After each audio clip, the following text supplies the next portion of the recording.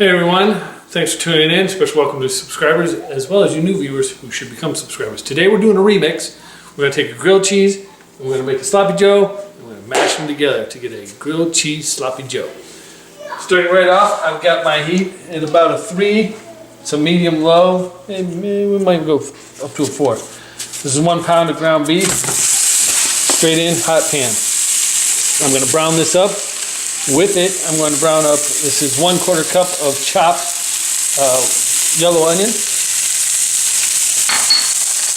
1 tablespoon of minced garlic, 1/4 teaspoon of black pepper, 1/4 teaspoon of dried mustard, 1/4 teaspoon of kosher salt, and about 1/8 of a teaspoon of chili pepper. I'm just going to brown this off. Once it browns off, we'll come back.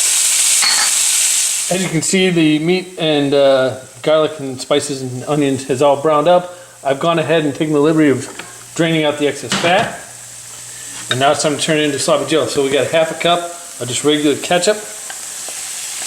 You could sub in a tomato sauce or a combination of tomato sauce and tomato paste. You know, the idea is make a sloppy joe the way you would make your sloppy joe. Don't feel restricted to my recipe. I'm just trying to give you some ideas. This is a tablespoon of regular yellow mustard.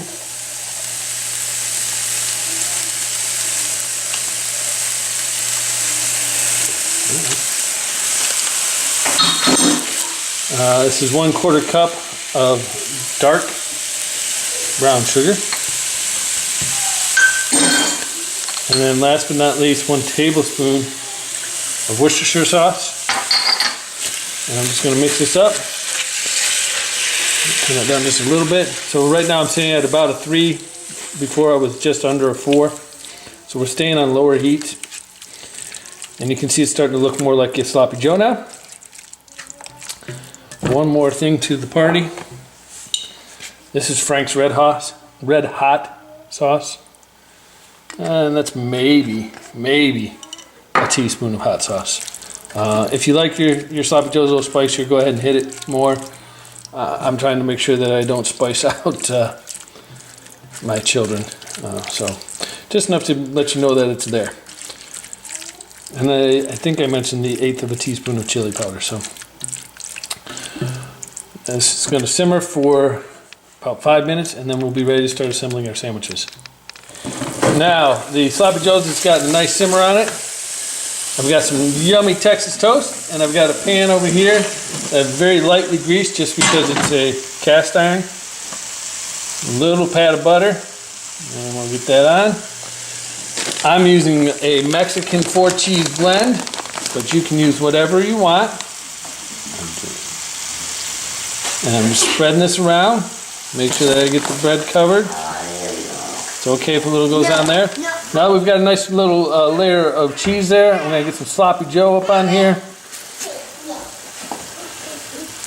That looks pretty good. Then I'm just going to hit it with a little sprinkle of cheese to help hold the second piece on. Now that we got that on, I'm going to go ahead and put another piece on and just kind of mash it down a little bit. I'm going to cook it till it browns on one side and then we'll flip it. It's been about 3 or 4 minutes, and I've got my heat set at 4. And you can see I've got a nice little bit of golden brown on there. If you want it a little crispy, you can go the extra minute. We're going to do another 3 or 4 minutes on this side, and we'll be ready to plate this up. It's been a few more minutes, and as you can see, I've got another nice brown. Again, if you want yours a little darker, so be it. Don't let it burn. And there you go. You can see there's some nice sloppy joe, but we also got the cheesiness of it. Perfect grilled cheese sloppy joe. I don't think it gets much better than that. You know the drill. Give this a try. Let me know what kind of alterations you make. Again, this is a guideline. Do your thing. Otherwise, you know the drill. Subscribe, share, like, comments below. Check back for the next video. Subscribe if you haven't, and take care.